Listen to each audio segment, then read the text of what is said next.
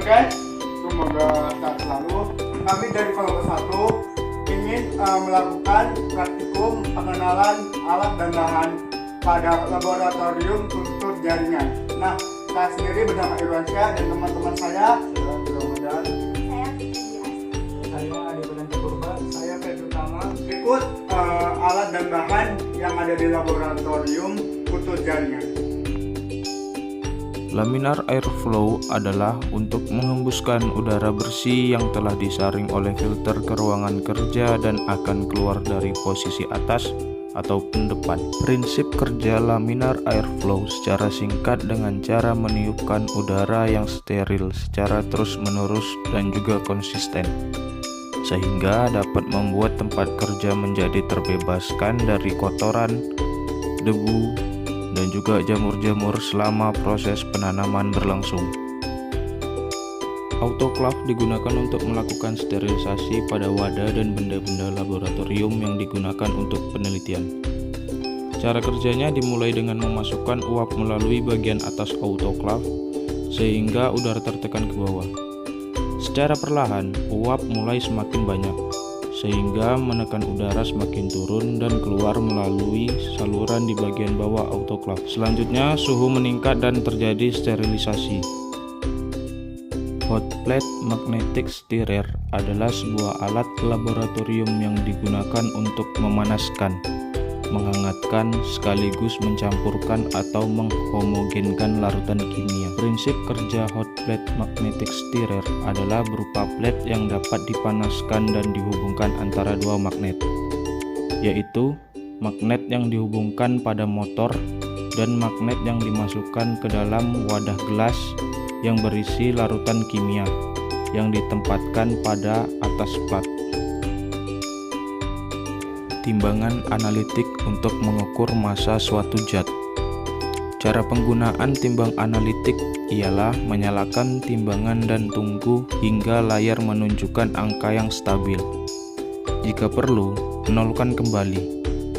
Buka pintu timbangan analitik. Letakkan objek yang akan ditimbang di atas timbangan secara hati-hati.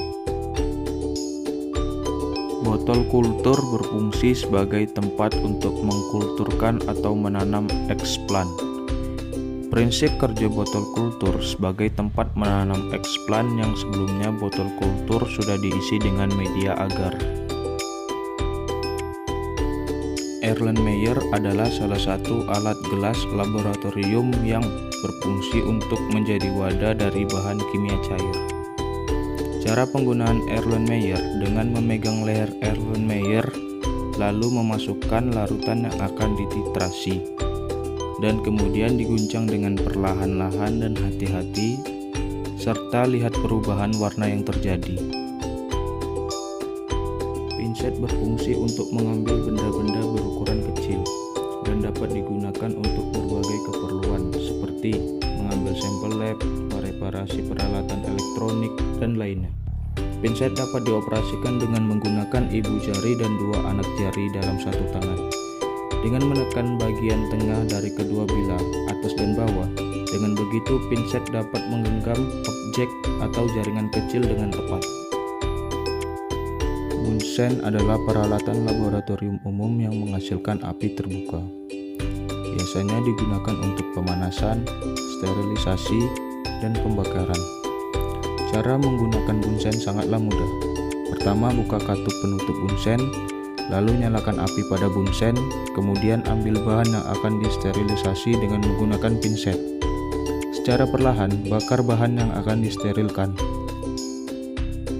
Cawan Petri digunakan sebagai wadah untuk menyelidikkan tropi dan juga untuk mengkulturkan bakteri, spora, atau biji-bijian. Cara menggunakan cawan Petri yang sudah berisi media dengan menambahkan bahan yang akan dikulturkan. Gelas ukur berfungsi untuk mengukur volume larutan atau zat cair dengan tepat. Cara penggunaan gelas ukur dipegang dengan tangan dan ibu jari menuju batas volume yang dikehendaki. Gelas ukur diangkat sehingga batas volume setinggi mata dan cairan dituangkan sampai batas volume. Gelas beaker berfungsi sebagai tempat mereaksikan bahan tempat menampung bahan kimia berupa larutan, padatan, pasta, ataupun tepung. Cara menggunakan glass beaker yaitu memasukkan cairan atau larutan sampel ke dalam beaker glass. Lalu diaduk larutan sampel hingga tercampur rata. Pipet tetes berfungsi sebagai saluran tunggal yang biasanya digunakan di laboratorium biologi dan kimia.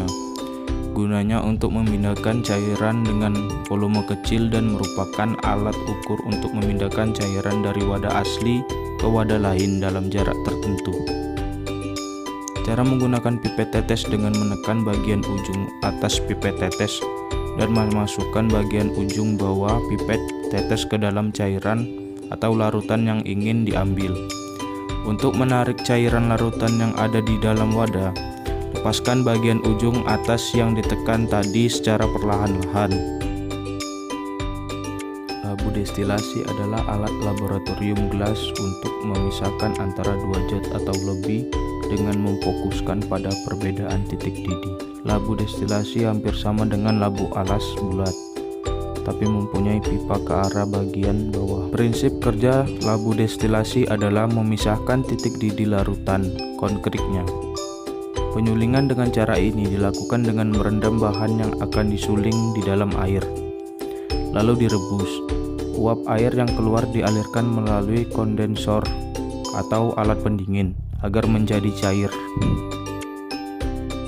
Shaker merupakan alat yang berfungsi untuk mengadukan suatu bahan atau larutan sehingga berbentuk bahan atau larutan yang homogen. Prinsip kerja shaker yaitu menjaga suhu optimum dengan menggunakan air sebagai konduktor, memaksimalkan kontak mikroorganisme dan nutrien dengan pengocokan.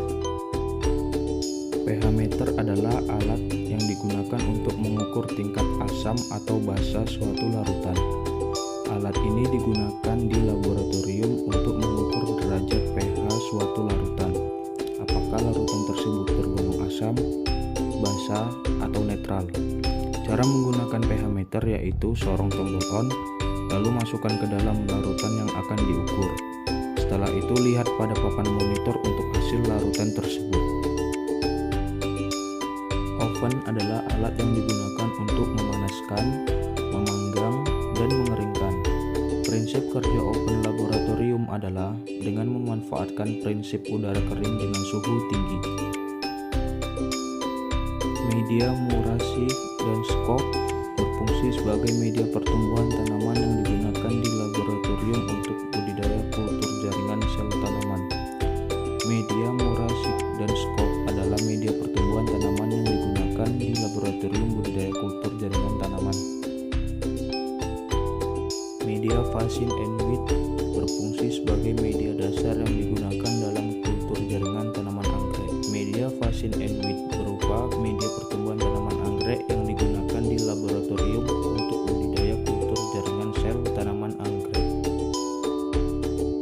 Zat pengatur tumbuh berfungsi sebagai senyawa organik alami atau sintetis yang mempromosikan, menghambat, atau memodifikasi pertumbuhan secara kualitatif dan perkembangan tanaman. Zat pengatur tumbuh dapat memacu, menghambat, dan dapat merubah proses fisiologi tumbuhan.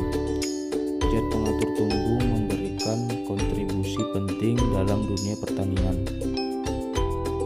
Sukrosa berfungsi sebagai sumber karbohidrat untuk respirasi karena tanaman kultur bersifat heteroterof, tidak dapat melakukan fotosintesis untuk menghasilkan karbohidrat.